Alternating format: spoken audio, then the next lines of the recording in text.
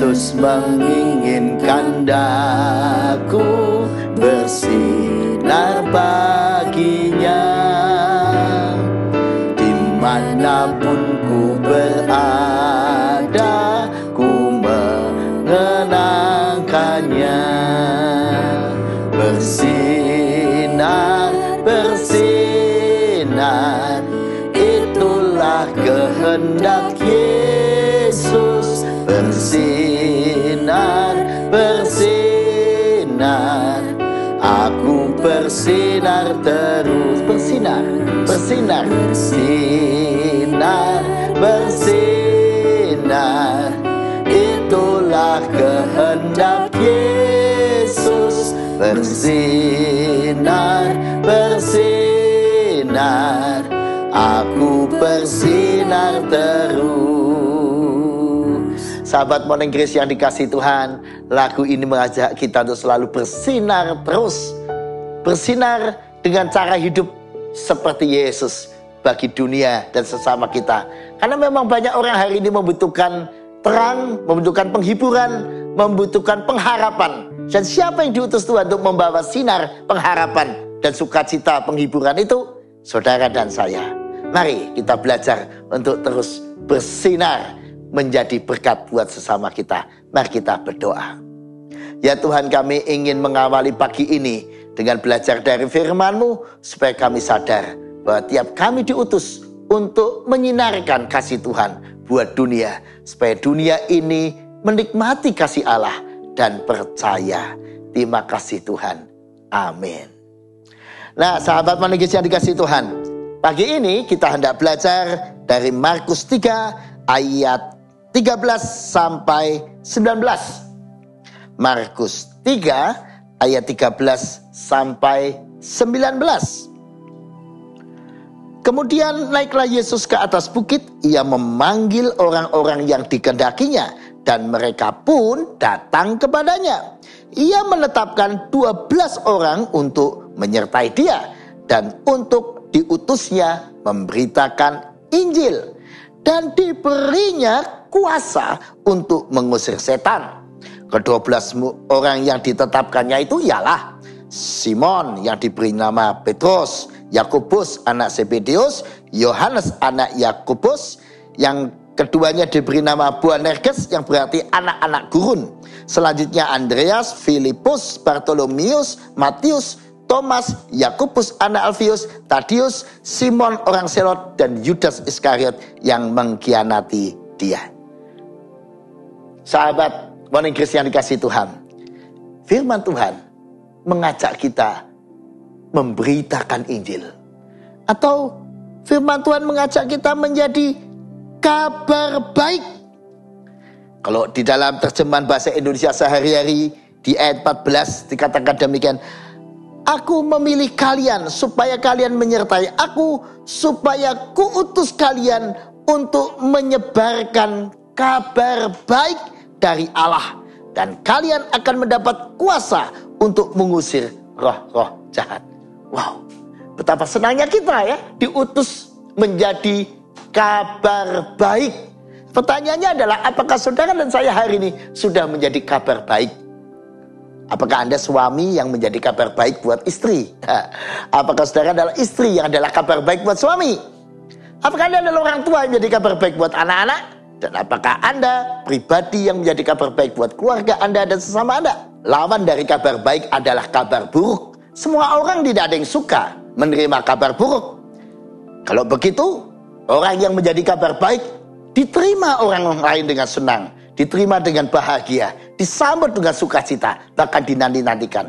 Tapi orang yang menjadi kabar buruk tidak disukai kehadirannya. Bahkan orang enggan mungkin berdekatan dengan orang seperti itu. Pertanyaannya, Anda dan saya siapa? Apakah kita adalah kabar baik atau kabar buruk?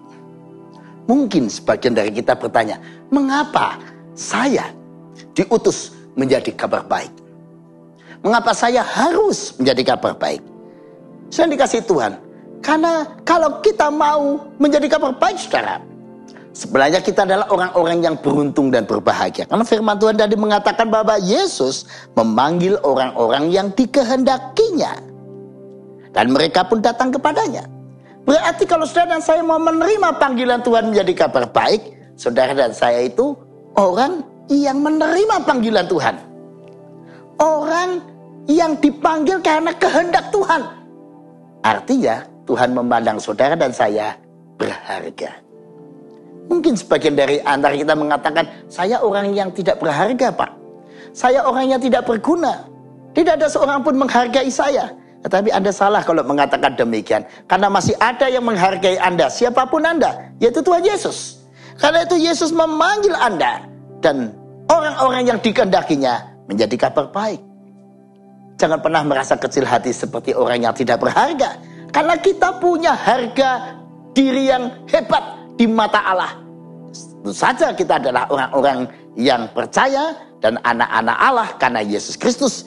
Tapi juga kita berharga kalau kita mau diutus. Karena itu setiap kita yang percaya dipanggilnya. Lalu di ayat 14, ia menetapkan 12 murid untuk menyertai dia. Para murid yang mau diutus menyertai dia. Jadi supaya kita bisa menjadi kabar baik, kita harus mengikut Yesus. Jangan mengikut keinginan kita sendiri. Jangan mengikuti watak-watak keras kita sendiri. Jangan mengikuti kebiasaan kita, habit kita. Tapi mengikuti yang Yesus mau. Para murid menyertai dia. Dan untuk diutusnya menjadi kabar baik. Dan ternyata Tuhan Yesus tidak hanya mengutus, tapi juga melengkapi dengan memberi kuasa. Kuasa-kuasa yang bisa menolong pelayanan kita. Dan di waktu yang lalu, di waktu zaman murid-murid, para murid diberi kuasa untuk mengusir setan. Menggambarkan bahwa banyak hal yang bisa mengganggu manusia. Dan oleh kuasa Allah itu kita bisa diberi kuasa untuk mengatasi semua gangguan-gangguan kehidupan. Nah, jangan takut saudara. Mau setan beneran atau setan simbolis dalam arti semua gangguan, jangan takut. Tuhan berkuasa atas segala kuasa gelap, atas segala roh-roh dan setan-setan. Tuhan menyertai kita. Yang menyertai kita lebih besar dari segala kuasa-kuasa yang ada di dunia ini. Karena itu betapa bahagianya kita boleh diutus, dipanggil, dan kemudian kita ditetapkan menjadi utusan dan menjadi pemberita kabar baik. Karena kita juga dilengkapi dengan kuasanya. Pertanyaannya kemudian, apa yang harus kita lakukan sebagai kabar baik? Apakah kita harus berkhotbah? Oh, tentu tidak. Khotbah adalah bagian dari memberitakan kabar baik. Tetapi Tuhan mengutus kita menjadi kabar baik melalui seluruh kehidupan kita. Melalui sikap, kata, perbuatan, ucapan kita, pekerjaan kita. Bagi yang masih studi ya lewat studinya. Lewat keseharian kita bergaul. Apa yang bisa kita lakukan sebagai kabar baik? Yang pertama, kita bisa menjadi teladan hidup. Teladan hidup orang yang beriman, yang percaya kepada Tuhan. Hidup dengan karakter Kristus. Yang kedua, teladan hidup dalam profesi kita masing-masing. Kalau kita pengusaha, jadilah teladan seorang pengusaha yang baik, yang jujur, yang benar. Maka kita akan jadi kabar baik. Sebaliknya kalau kita pengusaha yang belat-belit, yang curang, yang licik, yang jahat, yang suka menyuap, ya kita menjadi kabar buruk. Siapapun kita dalam profesi kita masing-masing, entah kita pegawai negeri, kita penegak hukum, atau siapapun kita, hiduplah menjadi teladan kabar baik. Yang kedua, yang kita juga bisa menjadi kabar baik melalui karakter diri kita, yaitu jadikan karakter Kristus menjadi karakter kita. Yang ketiga, dengan menceritakan Tuhan Yesus. Ceritakan Yesus dan karyanya yang ada di Alkitab maupun yang Anda alami. Dan ini penting yang kita alami. Sebagai orang tua, kita ceritakan kabar baik yang pernah kita alami bersama Yesus kepada anak-anak kita, cucu-cucu kita. Sehingga anak cucu kita pun menerima kabar baik. Demikianlah kita bercerita pada orang-orang sekeliling kita apa yang Tuhan sudah lakukan dalam hidup kita. Itu akan jadi kabar baik. Karena dunia juga punya persoalan yang sama dengan kita. Mereka membutuhkan penolong, penghibur, kekuatan. Dan mereka membutuhkan kuasa hidup. Dan Tuhan menyertai dan bisa menjadi berkat buat semua orang. Karena itu mari jadi kabar baik juga dengan menceritakan, bersaksi apa yang Yesus lakukan dalam hidup kita. Dan juga kita bisa menjadi kabar baik dengan menjadi sahabat semua orang sekeliling kita. Terlebih mereka yang sedang berduka, sedang susah hati, membutuhkan pertolongan, membutuhkan teman perjalanan. Jadilah sahabat dalam teman perjalanan semua orang sekeliling kita. Namun juga kita bisa menjadi kabar baik dengan kepedulian kita Pada mereka yang hari ini kurang beruntung, yang susah, yang malang, jadilah orang yang peduli. Kepedulian kita, sikap kasih kita akan menjadi kabar baik. Nah, tentu masih banyak lagi yang bisa kita lakukan melalui menjadi kabar baik.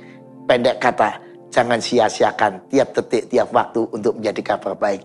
Karena itu sebelum kita bicara, mari kita pikir dulu, apakah yang mau kita katakan itu tepat, benar, sesuai firman. Apakah itu membangun, apakah itu bijak, apakah itu memberkati orang. Kalau yang mau kita katakan itu baik sesuai firman, nasihat yang benar, nasihat yang akan jadi berkat, katakanlah dengan penuh iman, katakanlah sesuai dengan kebenaran. Sebelum kita melakukan tindakan, mari kita hayati dulu, apakah tindakan kita itu sesuai dengan firman. Kalau tidak, jangan, itu akan jadi kabar buruk. Tapi kalau kita melakukan sesuai dengan firman, itu akan menjadi kabar baik buat semua orang. Jadi sudah dikasih Tuhan, jadi kabar baik. Itu berarti menyangkut seluruh kehidupan kita. Dan terutama keluarga kita.